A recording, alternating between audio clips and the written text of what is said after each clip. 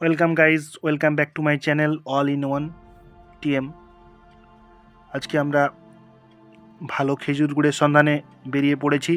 আপনাদেরকে দেখাবো আমাদের অঞ্চলে কিভাবে ভালো গুড় কোথায় পাবেন, কিভাবে যাবেন। আপনি পায়রাচালি থেকে বা ব্রাহ্মণপাড়ার মোড় থেকে মুকুন্দপুরে ধানরাডি গ্রাম পার হয়ে সোজা ধাতকা গ্রাম চলে যাবেন। ধাতকা গ্রাম থেকে গ্রামের রাস্তাতেই আপনি এই গুড়ের মহলের সন্ধান পেয়ে যাবেন।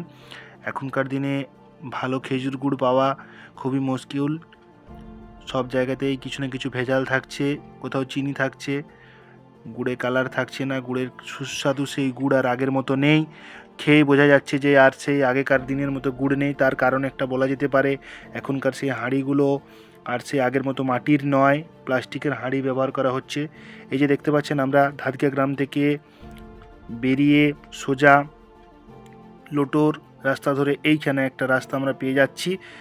এই ঢালাই রাস্তার উপর দিয়ে এখানে আপনি দেখতে পাবেন এই ধুলাপাড়া এক লেখা আছে। ধুলাপাড়া রাস্তাতে গেলে সোজা বনের মধ্যে দিয়ে যাওয়ার সময় আপনি একটা বন পেরিয়েই মাঠ পাবেন। সেই মাঠের বাম দিকে নিতে হবে।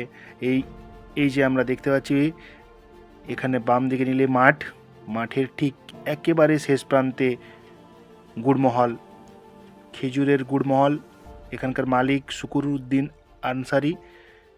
আমরা সেখানে গেলাম, তাদের সাথে কথা বললাম। তখন জাস্ট গুড় নেমেছে, তাদের গরম গুড়কে ঠান্ডা করার প্রক্রিয়া চলছে। খুব সুন্দর গন্ধ উঠছিল। ওনারা বললেন যে এখানে গুড় খুবই ভালো, কোনো ভেজাল থাকে না, আপনি টেস্ট করে দেখতে পারেন। আমি গুড়মহলের চারদিকটাকে আবার দেখছিলাম। খেজুর গাছে যেখানে হাঁড়ি টাঙানো হয় সেগুলো দেখলাম। এই যে দেখতে পাচ্ছেন হাঁড়ি টাঙানোর কাজ চলছিল। ওখানে হাঁড়ি টাঙানোর পর তারা বলল যে একটু ওয়েট করতে হবে গুড় নেওয়ার জন্য। আমি বললাম ঠিক আছে, কিন্তু আমাদেরকে বেশিক্ষণ ওয়েট করালো না।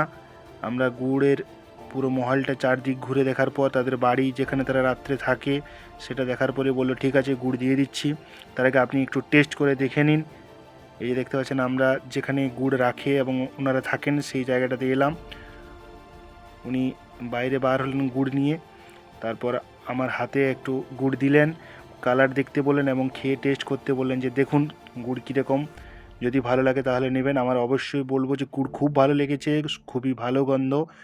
গুড় নেওয়ার পর সেখানে আবার তিনি বললেন যে আবার আসবেন। আবার একটা কথা বললেন যে যত শীত বাড়বে গুড়ের গন্ধও ভালো হবে, গুড় তত সুস্বাদু হবে। এখন একটু মেঘ আবহাওয়া, সেজন্য গুড়ের একটু টকটক লাগতে পারে, তাও গুড় কিন্তু কোনো ভেজাল নেই। এভাবে আমরা গুড় নিয়ে পর বাড়ির পথে রওনা দিলাম। এই যে দেখতে পাচ্ছেন বাড়ি ফিরছি। ভিডিও ভালো লাগলে চ্যানেলটি লাইক সাবস্ক্রাইব করে দেবেন। ধন্যবাদ।